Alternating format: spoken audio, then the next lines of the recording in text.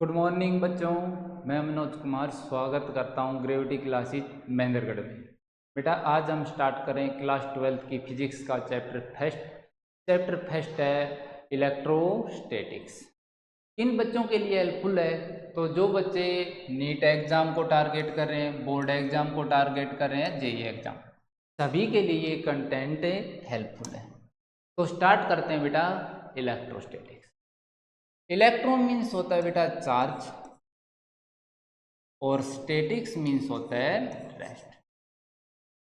तो इस चैप्टर में हम पढ़ने वाले हैं चार्ज को रेस्ट में है तो उसके क्या क्या इफेक्ट होंगे। इस चैप्टर में क्या पढ़ने वाले हैं? चार्ज रेस्ट में है तो उसके क्या क्या इफेक्ट होंगे। Electro means charge, statics means rest. Means charge किस में? रेस्ट में। रेस्ट में है तो उसके क्या क्या इफेक्ट होंगे। ठीक है बेटा। अब चार्ज की बात करते हैं तो चार्ज की रेडियस अप्रोक्सीमेट होती है 10⁻⁻14 मीटर के आसपास। मीन्स वेरी वेरी स्मॉल है। और ये बात कब की हो रही है? चार्ज के बारे में कब सोच रहे थे साइंटिस्ट? 1800 के आसपास। मीन्स 1800 के आसपास से साइंटिस्ट सोच रहे थे कि चार्ज जैसी very very small physical quantity भी एग्जिस्ट करती है। मीन्स साइंटिस्ट के माइंड में ऐसा थॉट प्रोसेस आया कैसे कि चार्ज जैसी कोई स्मॉल फिजिकल क्वांटिटी भी एग्जिस्ट करती है या नहीं करती। वो भी कब बेटा? 1800 के आसपास। 1800 का मतलब समझ रहे हो ना? उस टाइम में लोग पैदल चलते थे या पानी निकालने के लिए बाल्टी का कुएं से पानी निकालने के लिए बाल्टी का यूज करते थे। उस टाइम कहीं साइंटिस्ट लैब में बैठ के सोच रहे थे कि 10⁻⁻14 मीटर के आसपास कोई क्वांटिटी एग्जिस्ट करती है इस नेचर के अंदर। ठीक है। तो मीन्स अपनी कहानी, अपनी स्टोरी चलेगी चार्ज के आसपास आज कि चार्ज तक हम पहुंचे कैसे। मीन्स इसकी ज़रूरत कैसे पड़ी या ऑब्जर्व कैसे किया कि चार्ज जैसी कोई छोटी फिजिकल क्वांटिटी भी एग्जिस्ट करती है इस नेचर के अंदर। ठीक है। तो उससे उसको स्टार्ट करने से पहले हमें ये देखना पड़ेगा कि फिजिक्स धीरे धीरे डेवलप कैसे होगी। ठीक है। तो फिजिक्स के बारे में एक बार बता देता हूँ क्योंकि चैप्टर फर्स्ट है। क्लास 11th से भूल गए होंगे कि क्या डेफिनेशन वगैरह थी। तो फिजिक्स की डेफिनेशन बेटा क्या होती है? फिजिक्स क्या होती है? स्टडी ऑफ है। फिजिक्स में हम पढ़ते हैं, स्टडी करते हैं नेचर एंड नेचर के अंदर होने वाले phenomena. Study of nature and natural phenomena. Physics बेटा दो तरीके से डेवलप होती है। दो तरीके से, दो टाइप की होती है। फर्स्ट होती है थ्योरेटिकल फिजिक्स, दूसरी होती है एक्सपेरिमेंटल फिजिक्स। मीन्स दोनों टाइप से डेवलप होती है। कभी कभी हम क्या कंसीडर करते हैं? थ्योरी कंसीडर करते हैं और थ्योरी से एक्सपेरिमेंट तक पहुंचते हैं। कभी कभी एक्सपेरिमेंट कंसीडर करते हैं और एक्सपेरिमेंट से ऑब्जर्वेशन कुछ हम ऑब्जर्व करते हैं और वहाँ से हमें कुछ नई थ्योरी निकल के आती है। अगर थ्योरी प्रूफ हो जाती है, राइट हो जाती है, तो वो क्या बन जाता है? लॉ बन जाता है। ठीक है। आगे बढ़ते हैं अब। तो फर्स्ट अथॉरिटेटिव वर्क हमें मिला फिजिक्स का, वो मिला टोल्मी से। कब मिला? तो ये मिला बेटा 1900 के आसपास। कब मिला ये? 1900 साल पहले मिला। कौन सी सेंचुरी में मिला? सेकंड सेंचुरी में। मीन्स अब कौन सी चल रही है? 21वीं सेंचुरी। मीन्स एक सेंचुरी में कितने साल होते हैं? 100। तो मीन्स 1900 साल पहले फर्स्ट अथॉरिटेटिव वर्क मिला। किसका मिला? टोल्मी का। मैंने कंट्री का नाम इसलिए लिखा है कि कहाँ से था? इजिप्ट से था। कि पहले इस तरह से इंटरनेट का वगैरह या कम्युनिकेशन का इतना नहीं हो पाता। मीन्स साइंटिस्ट, एक साइंटिस्ट कहीं अपनी अलग जगह रिसर्च कर रहा है, दूसरा कोई अलग जगह रिसर्च कर रहा है, तो एक दूसरे की रिसर्च से पता लगना ये एक बड़ा मुश्किल काम था कि कौन कैसे किस क्षेत्र में रिसर्च कर रहे हैं। ठीक है। उसने अपना मॉडल क्या दिया था? Geocentric model. जियोसेंट्रिक मॉडल क्या था कि पहली बार टोल्मी ने बताया था। क्या बताया था? कि अर्थ होती है वो होती है फिक्स सेंटर में, और बाकी प्लेनेट और सन इसके चारों तरफ क्या कर रहे हैं? रिवॉल्व कर रहे हैं। इस मॉडल को क्या बोला था? Geocentric model. ठीक है। इस मॉडल में देखो ध्यान से, क्या बताया है कि अर्थ क्या है? सेंटर में, और सन क्या है? उसके चारों तरफ रिवॉल्व कर रही है। यही मॉडल काफ़ी सालों तक चलता रहा, ठीक है। या ऐसे भी कह सकते हैं कि अपने पुराने दादा दादी भी ऐसे ही कंसीडर करते थे कि नहीं, अर्थ मूव नहीं करती, सन ही चारों तरफ मूव कर रहे हैं अर्थ के, ठीक है। उसके बाद कहते हैं कि आर्यभट्ट 5th सेंचुरी के अंदर ही बता गया था कि सन सेंटर में होता है और सन के चारों तरफ अर्थ या बाकी प्लैनेट्स मूव करते हैं, पर इसका हमें कोई प्रूफ नहीं मिला, इसलिए इस थ्योरी को कंसीडर नहीं करते, कांट कंसीडर, इस थ्योरी को कंसीडर नहीं करते। इसके बाद 2nd सेंचुरी से सीधा 15th सेंचुरी, मतलब 1500 के आसपास, 1500 के आसपास पहली बार निकोलस कोपरनिकस आया। कौन आया? Nicholas Copernicus. इसने मॉडल दिया हीलियोसेंट्रिक मॉडल, और पहली बार बताया हीलियोसेंट्रिक मॉडल क्या होता है कि इसने पहली बार बताया नहीं, अर्थ सेंटर में नहीं है, सन सेंटर में है और अर्थ या बाकी प्लैनेट इसके चारों तरफ रिवॉल्व कर रहे हैं, ठीक है। ये किसने बताया? पहली बार निकोलस कोपरनिकस ने। हालांकि आर्यभट्ट बता गया था, पर इसका हमारे पास कोई प्रूफ नहीं है, इसलिए इस थ्योरी को हम कंसीडर नहीं कर सकते, ठीक है। पर इसके मॉडल को डिस्कार्ड कर दिया, डिस्क्रेडिट कर दिया चर्च ने। जैसे इंडिया में पहले क्या होते थे बेटा, तो गुरुकुल होते थे, और एजुकेशन कहाँ पर होती थी? गुरुकुल के अंदर। ऐसे ही क्रिश्चियन धर्म में एजुकेशन कहाँ पर होती थी? चर्च के अंदर। अब चर्च वाले कौन सा मॉडल पढ़ा रहे थे बेटा? तो चर्च वाले मॉडल पढ़ा रहे थे जियोसेंट्रिक मॉडल। जियोसेंट्रिक का मतलब अर्थ सेंटर में और सन और बाकी प्लैनेट इसके चारों तरफ रिवॉल्व कर रहे। तो वो बोले नहीं, तुम धर्म के खिलाफ बातें फैला रहे हो या झूठ बोल रहे हो, तो इसलिए चर्च ने इसके मॉडल को क्या करना, बदनाम करना स्टार्ट कर दिया, ठीक है। इसके बाद देखो ध्यान से, अप्रोक्सीमेट 1300 साल तक सेम वही मॉडल चलता रहा। अब 1500 के आसपास, मैंने एग्जैक्ट डेट क्यों नहीं लिखी, क्योंकि पहले वाले टाइम कम्युनिकेशन इतना होता नहीं था, इसलिए निकोलस कोपरनिकस का ये बर्थ डेट और डेथ डेट है। ये क्या डेट है? बर्थ की डेट और डेथ की डेट, ये भी अप्रोक्सीमेट है, मीन्स इन्हीं के बीच में निकोलस कोपरनिकस ने काम किया। इसके बाद आया बेटा गैलीलियो। गैलीलियो कब आया? 1564 से 1642 के आसपास, मीन्स ये है उसकी डेट ऑफ बर्थ और ये हो कह सकते हैं उसकी डेट ऑफ डेथ, ठीक। तो बीच बीच का कंसिडर कर सकता हूँ मैं कि अप्रोक्सीमेट 1600 के आसपास की बातें चल रही हैं। और कोपरनिकस कब आया था कि ऐसे कंसिडर कर लेते हैं अप्रोक्सीमेट 1500 के आसपास, मीन्स 1500 से हम कहाँ पर पहुँच गए हैं? 1600 के आसपास, ठीक है। और अभी तक ये डिसाइड नहीं हुआ है कि कौन सा मॉडल सही है, हीलियोसेंट्रिक मॉडल सही है या जियोसेंट्रिक मॉडल सही है। इसने भी क्या किया, कोपरनिकस के हीलियोसेंट्रिक मॉडल का क्या किया? सपोर्ट किया। हीलियोसेंट्रिक मॉडल क्या था बेटा? तो हीलियोसेंट्रिक मॉडल था कि सन क्या है? सेंटर में, और अर्थ और बाकी प्लेनेट क्या कर रहे हैं? इसके चारों तरफ रिवॉल्व कर रहे हैं, ठीक है। पर स्टोरी है कि बोलते हैं कि चर्च के लोगों ने इसका विरोध किया और राजा से बोल के इसको क्या डलवा दिया? जेल में डलवा दिया, क्योंकि चर्च के लोग किसको कंसीडर कर रहे थे कि सन क्या है? अर्थ के चारों तरफ रिवॉल्व कर रहा है, वही मॉडल पढ़ाते आ रहे थे, ठीक है। इसके बाद सेम टाइम में अप्रोक्सीमेट 1600 के आसपास ही एक साइंटिस्ट और काम कर रहा था पैरेलल में। कौन? टाइको ब्राहे, ठीक है।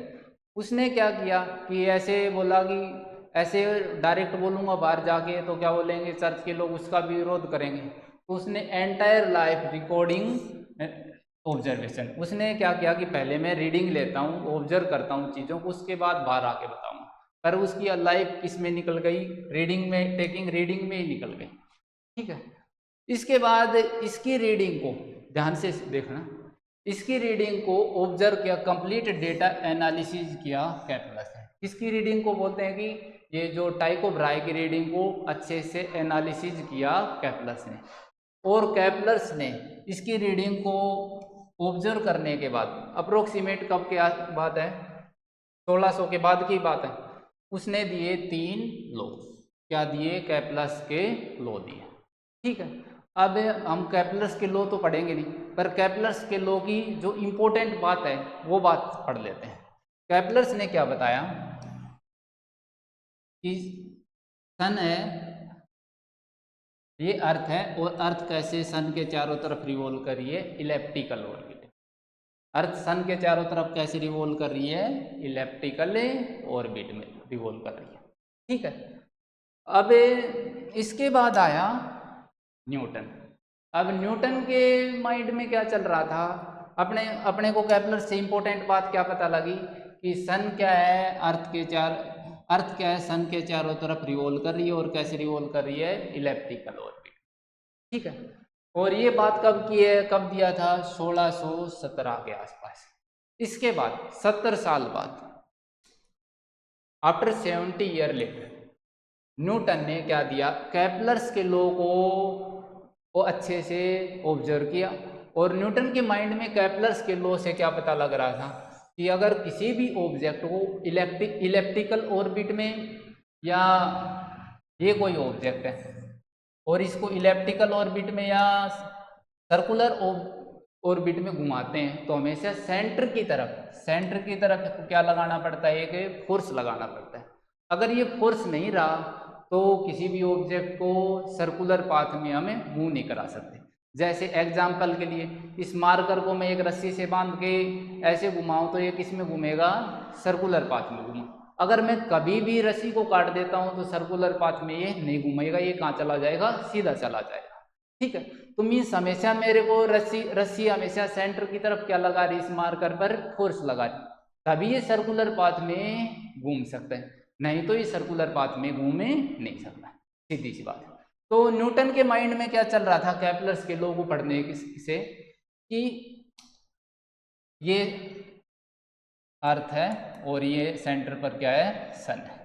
ठीक है, मीन्स अर्थ और सन के बीच में कुछ ऐसा रिलेशन तो है। सन हमेशा अपनी तरफ कोई ना कोई ऐसा फोर्स तो लगा रहा है जो इसको सर्कुलर पाथ में या इलेप्टिकल ऑर्बिट में घुमा रहा है। अगर 1 सेकंड के लिए भी फोर्स हट जाए तो अर्थ तो कैसे चली जाएगी? ऐसे सीधी चली जाएगी, क्योंकि सर्कुलर पाथ में तो ऐसे कोई ऑब्जेक्ट बिना सेंटर की तरफ फोर्स से घूम ही नहीं सकता।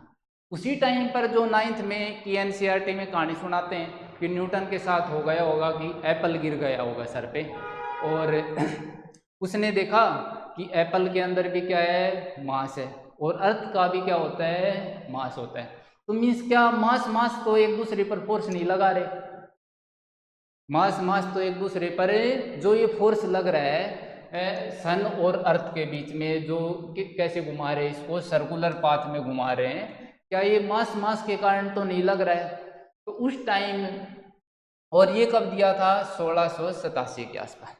तो न्यूटन ने कैपलर्स के लॉ को ऑब्जर्व करके, क्या दिया? न्यूटन का लॉ दिया। क्या था न्यूटन का लॉ? कि कोई भी दो ऑब्जेक्ट है, एक सेकेंड,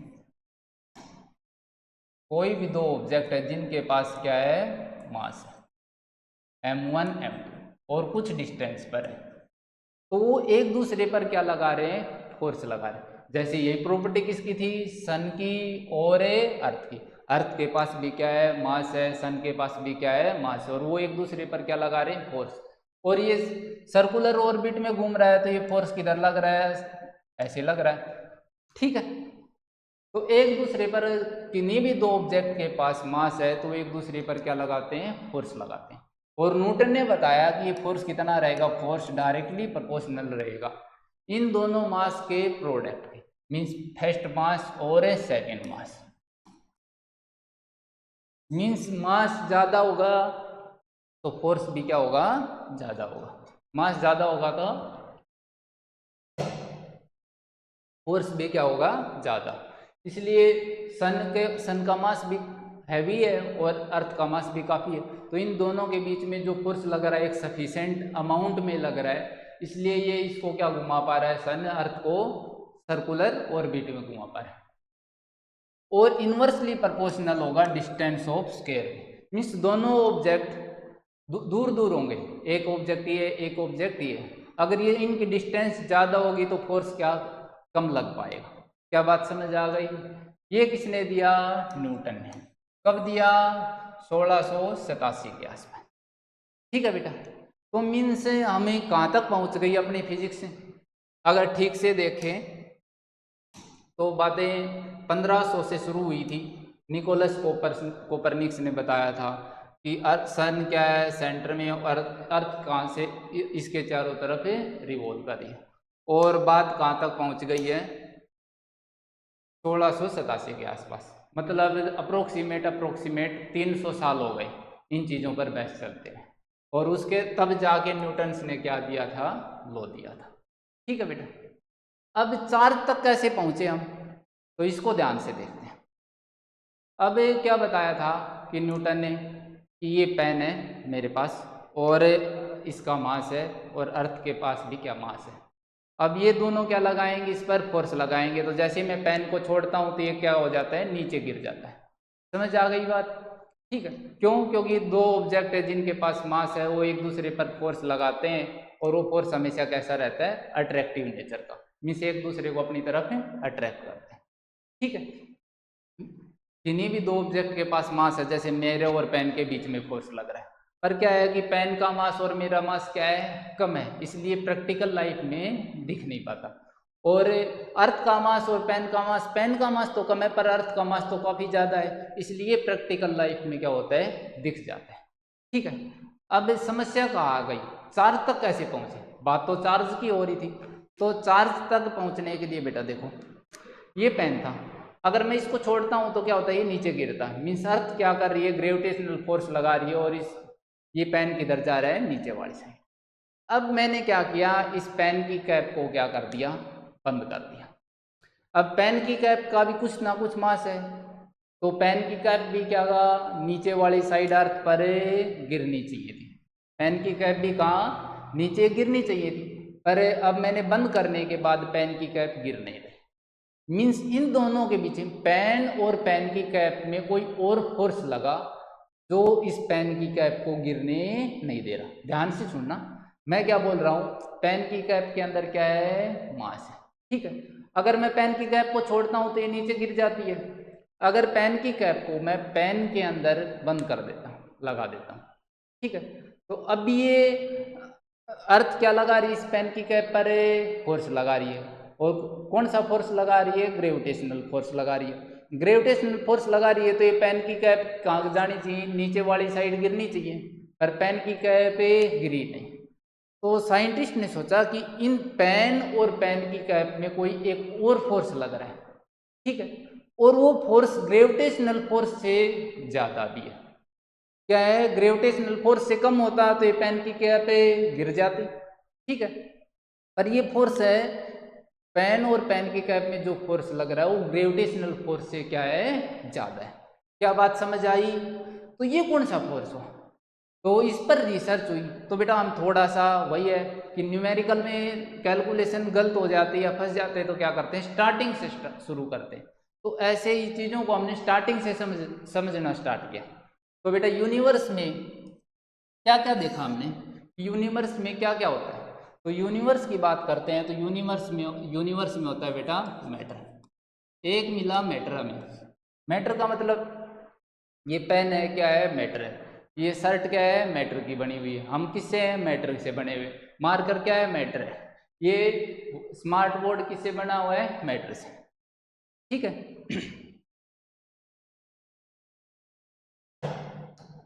दूसरा हमें मिला यूनिवर्स से कि सन से क्या लाइट आ रही है? रेडिएशन। सन से लाइट आ रही है तो यूनिवर्स को देखते हैं तो हमें दो चीज़ें मिलती हैं, या तो मिलता है मैटर या मिलती है रेडिएशन। जब हमने स्टार्ट किया मैटर पर रिसर्च स्टार्ट की, तो सबसे पहले मैटर की क्या प्रॉपर्टी मिली कि मैटर के अंदर तो क्या होता है? क्या होता है बेटा? मास होता है। मैटर के अंदर क्या होता है? मास होता है। ठीक है। मास होता है तो मास के बारे में रिसर्च किसने कर दी? मास के इफेक्ट किसने बता दिए? न्यूटन ने बता दिए। ठीक है। मास की प्रॉपर्टी, मैटर की फर्स्ट प्रॉपर्टी कि मैटर के अंदर क्या होता है? मास होता है। और मास का फॉर्मूला किसने दे दिया, मास क्या काम करता है कि मास क्या, एक किसी ऑब्जेक्ट के पास मास है और दूसरे ऑब्जेक्ट के पास मास है तो वो क्या लगाते हैं, एक दूसरे पर फोर्स लगाते हैं, और कितना फोर्स लगाते हैं ये बता दिया न्यूटन ने। सेकंड प्रॉपर्टी, जब मैटर्स को तोड़ा गया छोटे छोटे पार्टिकल्स में तो देखा कि उसके पास क्या होते हैं, चार्ज होते हैं। मीन्स मैटर को तोड़ा गया तो ये मिला एटम, और एटम के अंदर सेंटर में पॉजिटिव चार्ज और उसके चारों तरफ है नेगेटिव चार्ज। ठीक है, अब चार्ज में भी क्या है, बीच में बहुत साइंटिस्टों ने काम किया, पर हमें जो फॉर्मूला दे पाया उसी की बात करते हैं। तो मैटर के अंदर फर्स्ट प्रॉपर्टी मिली कि उसके पास मास होता है, सेकंड प्रॉपर्टी मिली कि क्या होता है, चार्ज होता है। ठीक है, और अगर चार्ज होता है तो वो चार्ज क्या काम करता है, इसका फॉर्मूला देने का काम किया कूलम्ब्स ने। किसने काम किया, कूलम्ब्स ने। कब की बात है ये, अप्रोक्सीमेट 1800 के आसपास की बात, या 1800 से जस्ट पहले की बात। ठीक है, क्या फॉर्मूला दिया, तो देखो बेटा, ऑब्जर्व करके चीज़ों को तो हम आसानी से बता सकते हैं कि बेटा चार्ज होता है, दो चार्ज हैं, कभी वो क्या करते हैं, रिपेल करते हैं, कभी क्या करते हैं, अट्रैक्ट करते हैं। थोड़ा और ऑब्जर्व किया तो पता लगा कि सेम चार्ज हैं वो तो रिपेल करेंगे, और अपोजिट चार्ज हैं तो अट्रैक्ट करेंगे। पर फॉर्मूला देना थोड़ा मुश्किल काम है। तो कूलम्ब्स ने इस फॉर्मूले को दिया कैसे, ये पता करते हैं। तो ध्यान से देखो, कूलम्ब सोच रहा था कि मीन्स चार्ज की ऐसी कोई भी वैल्यू रखो और वो सही आ जाए, ये फॉर्मूला देना थोड़ा मुश्किल काम है। तो कूलम्ब्स ने सोचा कि देखो ये किसकी प्रॉपर्टी है, मीन्स चार्ज किसकी प्रॉपर्टी है, मैटर की प्रॉपर्टी। मास भी किसकी प्रॉपर्टी थी, मैटर की प्रॉपर्टी।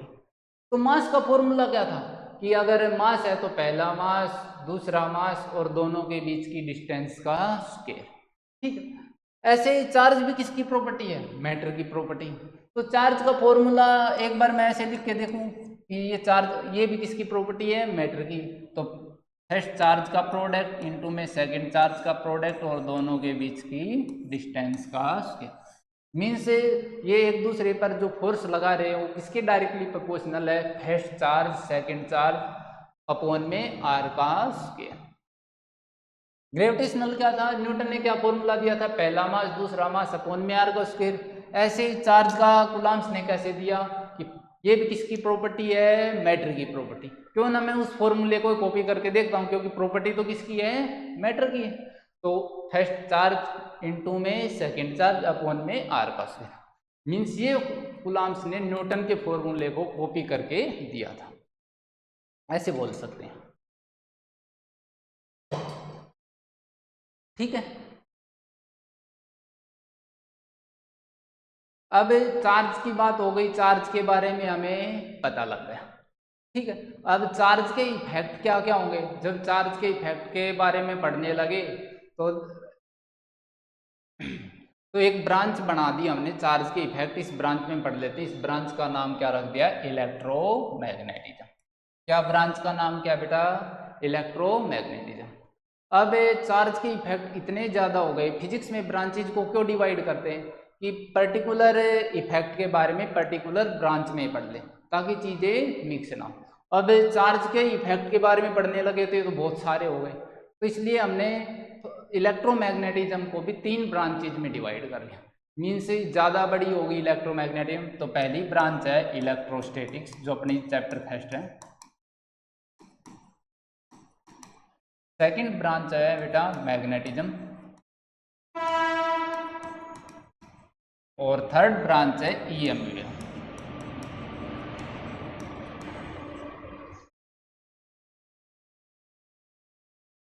तो इलेक्ट्रो मीन्स क्या होता है बेटा, हमने इलेक्ट्रोमैग्नेटिज्म को 3 ब्रांच में डिवाइड कर लिया, क्योंकि इलेक्ट्रोमैग्नेटिज्म एक बड़ी ब्रांच हो गई थी, या ऐसे कह सकते हैं चार्ज के बहुत सारे इफेक्ट देखने को मिले। ठीक है, तो मीन्स बड़ी डेवलप हो गई, तो इसलिए 3 ब्रांच में डिवाइड कर लिया, इलेक्ट्रोस्टैटिक्स, मैग्नेटिज्म और ईएमएफ। इलेक्ट्रो मीन्स क्या बताया था बेटा, चार्ज, और स्टैटिक्स मीन्स क्या बताया था, रेस्ट। तो इस ब्रांच में क्या पढ़ेंगे, अगर चार्ज किसी में हो रेस्ट में, चार्ज एट रेस्ट। अगर चार्ज रेस्ट में हो तो कौन सी ब्रांच में पढ़ेंगे, इलेक्ट्रोस्टैटिक्स। क्या बात समझ आ गई, अब चार्ज या तो रेस्ट में हो सकता है या चार्ज मोशन में हो सकता है, दो ही कंडीशन हो सकती है। ऐसे चार्ज है या तो किसमें, रेस्ट में, या चार्ज क्या कर रहा है, मोशन कर रहा है। अब मोशन दो टाइप का हो सकता है, एक होता है कांस्टेंट मोशन। मोशन कैसा, वेलोसिटी क्या है उसकी कांस्टेंट, मीन्स चार्ज समझने के लिए मैं बोलूँ तो चार्ज की वेलोसिटी 2 मीटर पर सेकंड से चल रहा है, मीन्स वेलोसिटी में चेंज नहीं आ रहा। अगर चार्ज की एक है चार्ज की वेलोसिटी कांस्टेंट। कांस्टेंट का मतलब अगर 2 मीटर से चल रहा है तो चार्ज कैसे चलता रहेगा, 2 मीटर से। दूसरा है कि चार्ज एसिलेटेड भी हो सकता है। कैसे, एसिलेटेड। एसिलेटेड का मतलब वेलोसिटी कांस्टेंट नहीं है, वेलोसिटी कांस्टेंट नहीं है। इसका मतलब क्या, कांस्टेंट नहीं है का मतलब कि वेलोसिटी कभी तो 2 हो रही है, कभी 3 मीटर पर सेकंड से, कभी 7 मीटर पर सेकंड से, मीन्स वेलोसिटी क्या होती जा रही है, चेंज होती जा रही है। और चेंज इन वेलोसिटी क्या होता है, एसिलेशन होता है। समझ आया, ठीक है। अब देखिए कि चार्ज अगर रेस्ट में है तो उसके क्या क्या इफेक्ट होते हैं। तो बेटा चार्ज रेस्ट में होता है तो वो क्या प्रोड्यूस करता है, इलेक्ट्रिक फील्ड प्रोड्यूस करता है। चार्ज रेस्ट में होता है तो बेटा क्या प्रोड्यूस करता है, इलेक्ट्रिक फील्ड प्रोड्यूस करता है। और चार्ज जब कांस्टेंट वेलोसिटी से मूव कर रहा हो, चार्ज जब कांस्टेंट वेलोसिटी से मूव कर रहा हो तो तब क्या उसके इफेक्ट होंगे, तो बेटा वहां पर इलेक्ट्रिक फील्ड भी होगा, ध्यान से सुनना, वहां पर मैग्नेटिक फील्ड भी प्रोड्यूस करेगा। पर नेट इलेक्ट्रिक फील्ड, ध्यान से देखना, यहां पर बच्चे क्या रह जाते हैं, कंफ्यूज हो जाते हैं। नेट इलेक्ट्रिक फील्ड वहां पर क्या होगा, जीरो।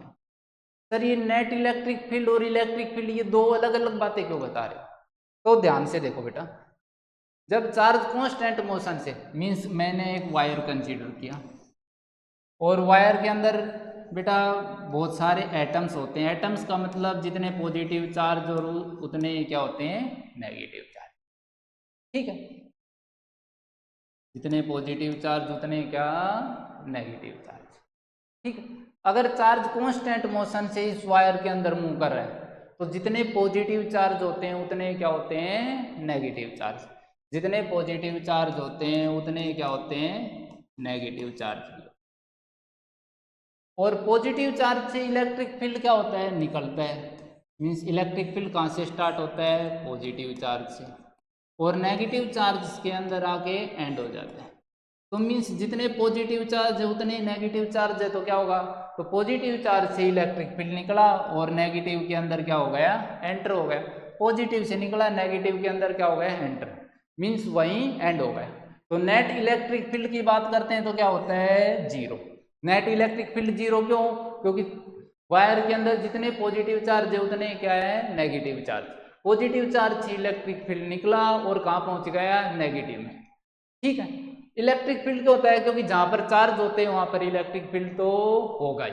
इलेक्ट्रिक फील्ड क्या होता है, जहां पर चार्ज होंगे वहां इलेक्ट्रिक फील्ड होगा। अगर चार्ज कांस्टेंट मोशन से मूव कर रहा है तो वहां पर मैग्नेटिक फील्ड भी होगा।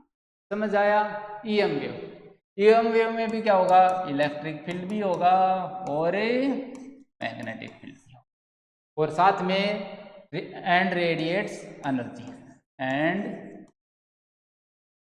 रेडिएट्स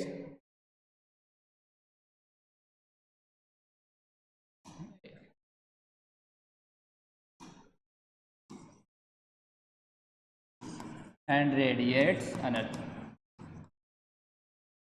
ठीक है। एक बार दोबारा देखो, इलेक्ट्रोमैग्नेटिज्म, इलेक्ट्रो मीन्स होता है चार्ज, चार्ज के इफेक्ट के किस ब्रांच में पढ़ेंगे, इलेक्ट्रोमैग्नेटिज्म। अब इलेक्ट्रोमैग्नेटिज्म ब्रांच हो गई बेटा बड़ी, तो इसलिए हमने इसको फर्दर डिवाइड कर लिया 3 पार्ट में।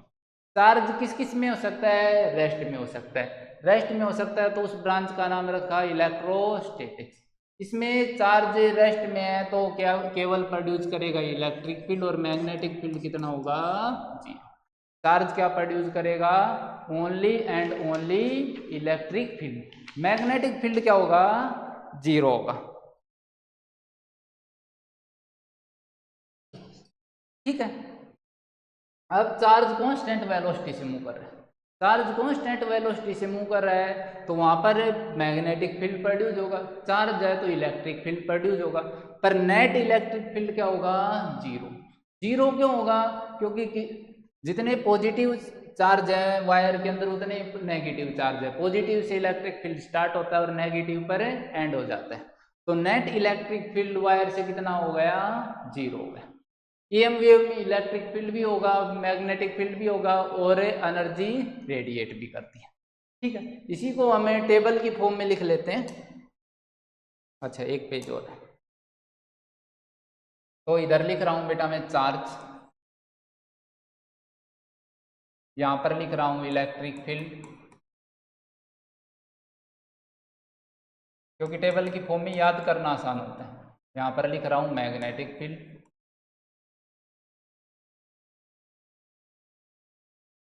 और यहां लिख रहा हूं ईएमबी, यहां लिख रहा हूं ईएमबी। अगर चार्ज रेस्ट में हो,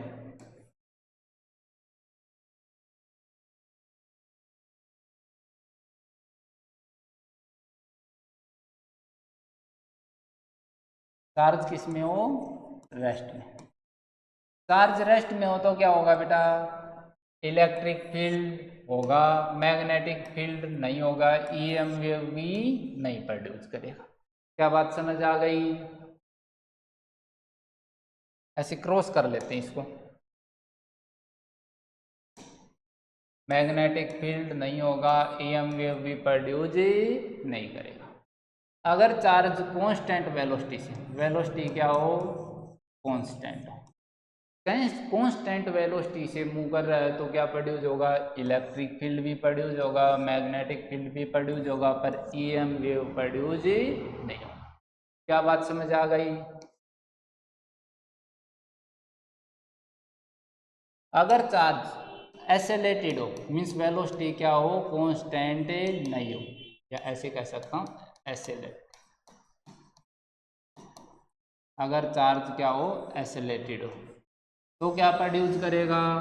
तो वहाँ पर प्रोड्यूस होगा बेटा, देखो चार्ज एसेलेटेड होता है तो इलेक्ट्रिक फील्ड भी प्रोड्यूस होता है, मैग्नेटिक फील्ड भी प्रोड्यूस होता है और इलेक्ट्रोमैग्नेटिक वेव भी प्रोड्यूस होती है।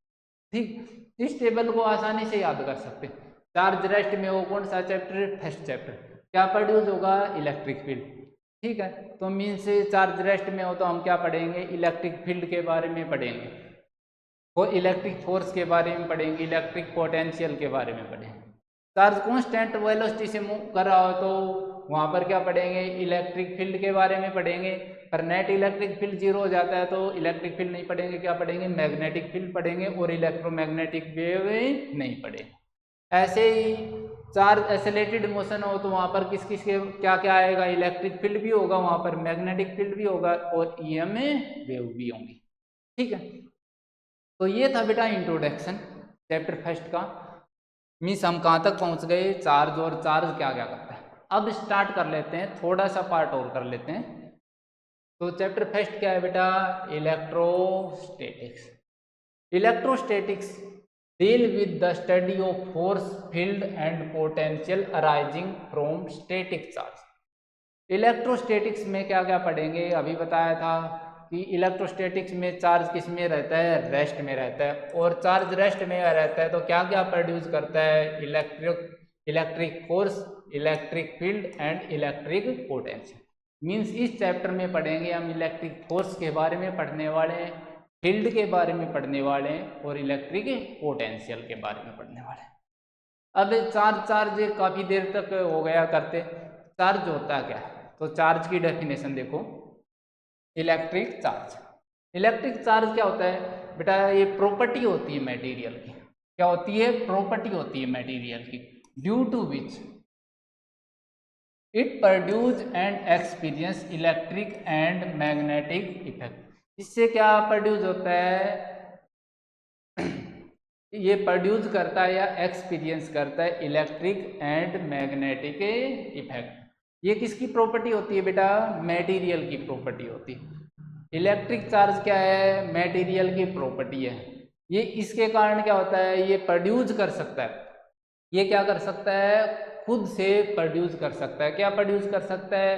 अभी हमने पता किया है क्या प्रोड्यूस कर सकता है। इलेक्ट्रिक फील्ड भी प्रोड्यूस कर सकता है और एक मैग्नेटिक फील्ड भी प्रोड्यूस कर सकता है।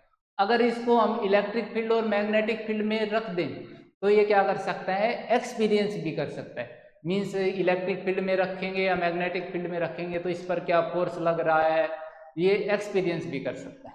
समझ आया? या ऐसे कह सकते हैं प्रॉपर्टी है, इंटरनल प्रॉपर्टी होती है मटेरियल की। क्या होती है? मटेरियल की इंटरनल प्रॉपर्टी। जो क्या कर सकता है, अगर कोई दूसरा चार्ज इसके पास लेके आएंगे या दूसरा मैटर इसके पास लेके आएंगे तो कभी उसको करेगा रिपेल करेगा और कभी क्या करेगा, अट्रैक्ट करेगा।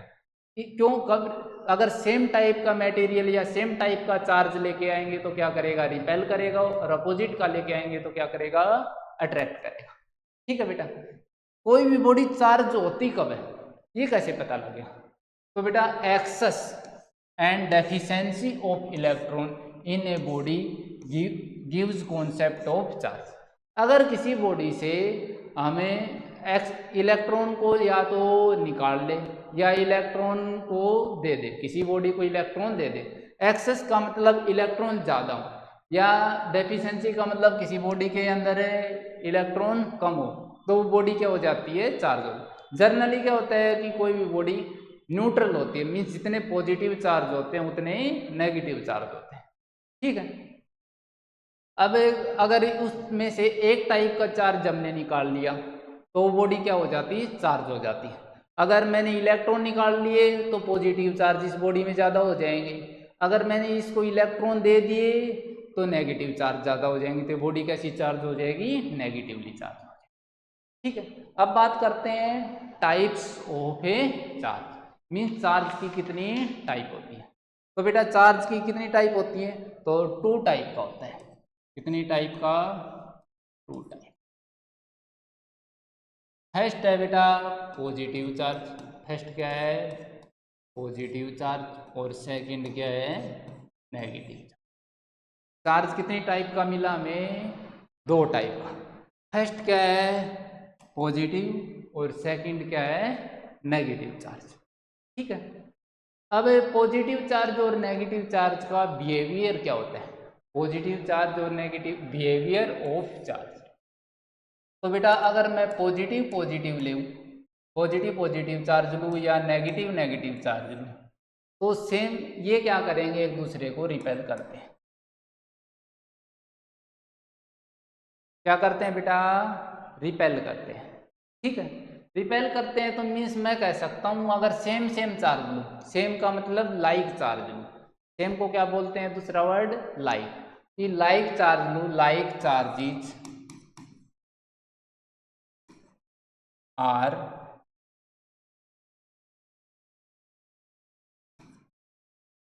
Repel each other. मीन्स अगर सेम चार्ज हो तो क्या करेंगे, रिपेल करेंगे। लाइक चार्ज क्या करते हैं, एक दूसरे को रिपेल करते हैं।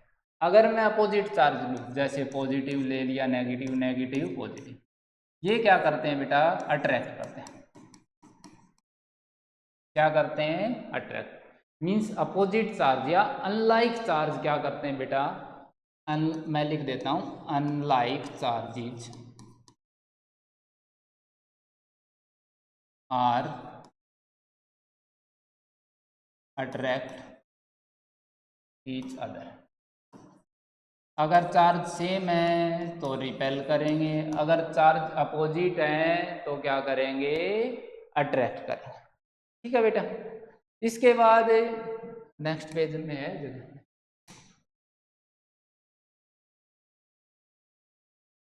एक इलेक्ट्रॉन के पास कितना चार्ज होता है, तो माइनस का 1.6 10⁻⁻19 कूलम, ये पता होना चाहिए। ठीक है, एक प्रोटॉन के पास या पॉजिटिव चार्ज कितना होता है, ये प्लस का 1.6 10⁻⁻19 कूलम। दोनों की वैल्यू क्या है, सेम है। इलेक्ट्रॉन के आगे क्या जाता है, माइनस, प्रोटॉन का प्लस। क्या बात समझ आ गई? पॉजिटिव चार्ज के पास 1.6 10⁻⁻19 कूलम, नेगेटिव चार्ज के पास, एक नेगेटिव चार्ज के पास कितना चार्ज होता है, माइनस का 1.6 10⁻19 कूलम। ठीक है। How a body positively charge. अब किसी बॉडी को हमें पॉजिटिवली चार्ज कब कहेंगे या किसी बॉडी को हम पॉजिटिव चार्ज कैसे कर सकते हैं। ठीक है बेटा, तो ध्यान से देखो, ये अपने पास जनरली क्या होती है, कोई बॉडी है जिसके पास न्यूट्रल होती है, दो पॉजिटिव चार्ज हैं और दो क्या हैं, नेगेटिव चार्ज। ठीक है, तो पॉजिटिव चार्ज कितने, दो, नेगेटिव चार्ज कितने, दो, टोटल चार्ज कितना हुआ, 0। मीन्स ये बॉडी कैसी है, न्यूट्रल है। ये बॉडी कैसी है, न्यूट्रल है। क्या बात समझ आ गई। अब इसको कैसे चार्ज करना है, पॉजिटिवली चार्ज। तो ध्यान से देखो, मैंने यहाँ से एक इलेक्ट्रॉन निकाल लिया।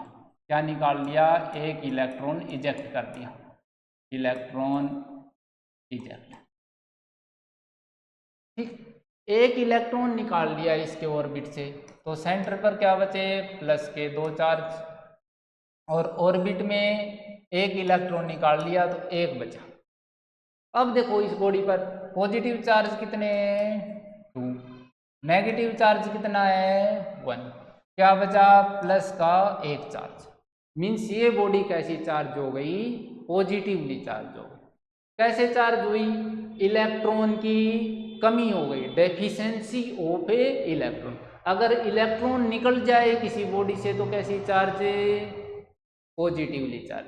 अगर इलेक्ट्रॉन निकल जाए किसी बॉडी से तो इलेक्ट्रॉन की क्या आ जाएगी, कमी या डेफिशिएंसी हो जाएगी, तो वो बॉडी कैसी चार्ज होगी, पॉजिटिवली चार्ज।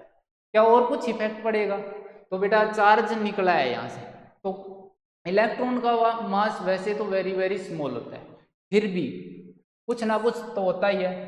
तो क्या होता है, mass of electron is very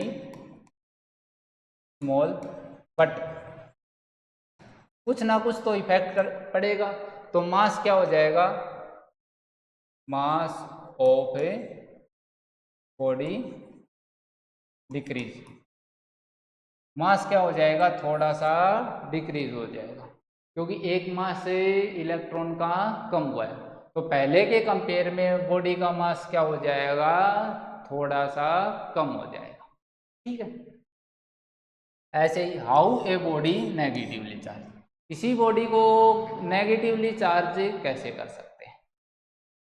तो ध्यान से देखो बेटा, ये कोई न्यूट्रल बॉडी है, मीन्स दो पॉजिटिव हैं और दो इसके पास नेगेटिव चार्ज, तो ये कैसी बॉडी है, न्यूट्रल बॉडी है।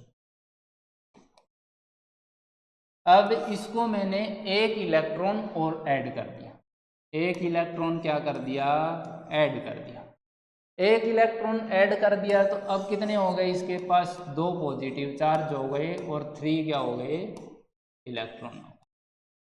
अब काउंट करना, पॉजिटिव चार्ज कितने, 2, नेगेटिव चार्ज कितने, 3, मीन्स एक नेगेटिव चार्ज एक्स्ट्रा है, तो ये बॉडी कैसी चार्ज हो गई, नेगेटिवली चार्ज हो गई। ये बॉडी कैसी चार्ज हो गई, नेगेटिवली चार्ज। नेगेटिवली चार्ज के लिए क्या करना पड़ता है, इलेक्ट्रॉन को ऐड करना पड़ता है, मीन्स टोटल पॉजिटिव और नेगेटिव इक्वल थे, इलेक्ट्रॉन को ऐड करेंगे तो क्या बढ़ेगा, नेगेटिव चार्ज बॉडी पर बढ़ेगा। इसलिए बॉडी को नेगेटिव चार्ज करना है तो इलेक्ट्रॉन को ऐड करते हैं। साथ में और क्या हुआ, मास क्या हुआ, स्मॉल अमाउंट में इंक्रीज हो गया। क्यों इंक्रीज हो गया, क्योंकि थोड़ा बहुत मास जो इलेक्ट्रॉन का था वो तो ऐड हो गई। ठीक है, अब बात करते हैं first time experimentally show about charge. तो पहली बार एक्सपेरिमेंटली किसने बताया था कि चार्ज कितनी टाइप के होते हैं, तो ये बताया था बेटा ड्यूपेन। किसने बताया था, पहली बार एक्सपेरिमेंटली शो किया था कि चार्ज 2 टाइप के होते हैं, और ये किसने शो किया था, ड्यूपेन ने। किसने शो किया था, ड्यूपेन। कैसे शो किया था, कि देखो ये कोई रोड है ग्लास की, और ये रोड है ग्लास की। कंसीडर कर लेते हैं ग्लास पे पॉजिटिव चार्ज है, इधर वाली साइड कंसीडर कर लें, तो ये एक दूसरे को क्या कर रहे हैं, रिपेल कर रहे हैं। मीन्स सेम चार्ज क्या कर रहे हैं, रिपेल कर रहे हैं। ऐसे कह सकते हैं सेम मटेरियल क्या कर रहे हैं, एक दूसरे को रिपेल कर रहे हैं। तो इन दोनों पर क्या है, सेम चार्ज है, तो ये क्या कर रहे हैं बेटा, रिपेल कर रहे हैं। ये भी क्या है, ग्लास है। ठीक है। दूसरा एक्सपेरिमेंट किया था उसने कि अलग अलग टाइप के मटेरियल लिए थे या डिफरेंट टाइप का चार्ज लिया था। एक ले लिया हमने ग्लास और दूसरा ले लिया नेगेटिव चार्ज वाला, कुछ भी कंसीडर कर लो, रबर कंसीडर कर लेंगे। मीन्स दो अलग अलग टाइप के मटेरियल या दो अलग अलग टाइप के चार्जेज हैं, तो वो एक दूसरे को क्या कर रहे हैं, अट्रैक्ट कर रहे हैं। क्या कर रहे हैं, अट्रैक्ट कर रहे हैं। ये पहली बार एक्सपेरिमेंटली शो किसने किया था, ड्यूके ने। ध्यान रहे, पहली बार एक्सपेरिमेंटली किसने शो किया था कि चार्ज दो टाइप के होते हैं, ड्यूके ने। और नाम किसने दिया था चार्ज का, जेम्स फ्रैंकलिन। नाम किसने दिया था, जेम्स फ्रैंकलिन। कि पॉजिटिव एक को हम कंसीडर करेंगे पॉजिटिव और दूसरे को बोलेंगे नेगेटिव। ये किसने बताया था, जेम्स फ्रैंकलिन ने। एक्सपेरिमेंटली किसने शो किया था, दो टाइप के चार्ज होते हैं, ड्यूके ने। उससे पहले नाम नहीं दिया था, नाम किसने दिया, जेम्स फ्रैंकलिन। समझ आ गई बात। इसके बाद unit and measurement, unit and dimension formula. Unit और डायमेंशन फॉर्मूला की बात करें। चार्ज की यूनिट क्या होती है और डायमेंशन फॉर्मूला का। ठीक है बेटा, ये लास्ट टॉपिक है आज का। तो बात करते हैं बेटा, चार्ज का करंट का फॉर्मूला होता है अपने पास चार्ज अपॉन में टाइम। अगर फॉर्मूले से बात करते हैं तो चार्ज इज इक्वल टू आ गया अपने पास, इसको भेज दो इधर वाली साइड, करंट इनटू में टाइम। करंट की यूनिट क्या होती है, तो करंट की यूनिट ऐसे यहाँ लिख लेता हूँ, चार्ज इज इक्वल टू आ गया करंट इनटू में टाइम। करंट की यूनिट क्या होती है बेटा, एम्पियर, और टाइम की यूनिट होती है सेकेंड। तो क्या यूनिट आई, एम्पियर पर सेकेंड। क्या यूनिट आई, एम्पियर पर सेकेंड। ठीक है। अब देखो ध्यान से, एम्पियर पर सेकेंड को हमने क्या बोल दिया, कूलाम। एम्पियर पर सेकेंड को हमने क्या बोला, कूलाम बोल दिया। या ऐसे कह सकते हैं एसआई यूनिट क्या है चार्ज की, एसआई यूनिट की बात करते हैं तो होती है कूलाम। क्या होती है बेटा, कूलाम। सीजीएस यूनिट क्या होती है बेटा, सीजीएस यूनिट, तो सीजीएस यूनिट होती है स्टेट कूलाम। क्या होती है, स्टेट कूलाम। एसआई यूनिट और सीजीएस यूनिट में रिलेशन क्या होता है, तो बेटा 1 कूलाम, लिख देता हूं यहां पर, relation between SI unit and CGS unit. तो क्या होता है, 1 coulomb is equal to 3 into में 10 की पावर 9 स्टेट कूलाम। क्या रिलेशन होता है, 3 इंटू में 10 की पावर 9 स्टेट कूलाम। ठीक है, इसको ऐसे भी लिख सकते हैं, 1 coulomb is equal to stat coulomb 3 into में 10 की पावर 9 इलेक्ट्रोस्टैटिक्स यूनिट। क्या, इलेक्ट्रोस्टैटिक्स यूनिट,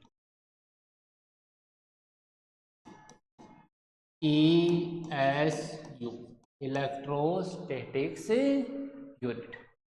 ठीक है। Smallest unit of charge, charge की स्मॉलेस्ट यूनिट क्या है, स्मॉलेस्ट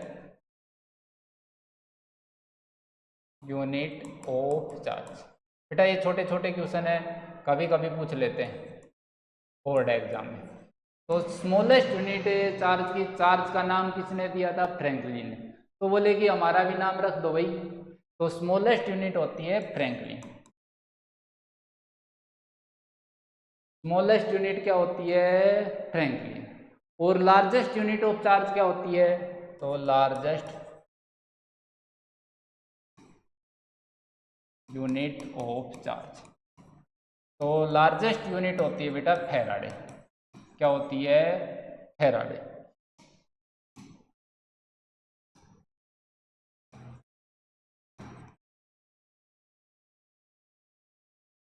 ठीक है। कूलाम के साथ फैराडे का क्या रिलेशन होता है? तो 1 faraday is equal to 96,500 coulomb. ठीक है, तो 1 फैराडे इज इक्वल टू क्या होता है? 96,500 कूलाम। लार्जेस्ट यूनिट क्या है चार्ज की? फैराडे। स्मॉलेस्ट यूनिट क्या है चार्ज की? फ्रैंकलिन। ठीक है बेटा, तो चार्ज की उम्मीद करता हूँ ये कहानी समझ आई होगी, और कल हम पढ़ेंगे चार्ज की प्रॉपर्टी के बारे में। तो आज हमारा यहाँ स्टार्ट हो गया है इलेक्ट्रोस्टैटिक्स, और इलेक्ट्रोस्टैटिक्स का इंट्रोडक्शन कंप्लीट हो गया कि चार्ज डेवलप कैसे हुआ, कि चार्ज जैसी वेरी वेरी स्मॉल क्वांटिटी को तक हम पहुँचे कैसे, या हम देख कैसे पाए। ठीक है, इसके बाद कल आगे कंटिन्यू करेंगे, प्रॉपर्टी ऑफ चार्ज के बारे में पढ़ेंगे। उसके बाद पढ़ेंगे out to body charge, means किसी बॉडी को हमें चार्ज कैसे कैसे कर सकते हैं। ठीक है, तो उम्मीद करता हूँ आज का लेक्चर अच्छा रहा होगा और अच्छे से समझ आया होगा। तो मिलते हैं बेटा कल की क्लास में, तब तक के लिए थैंक यू।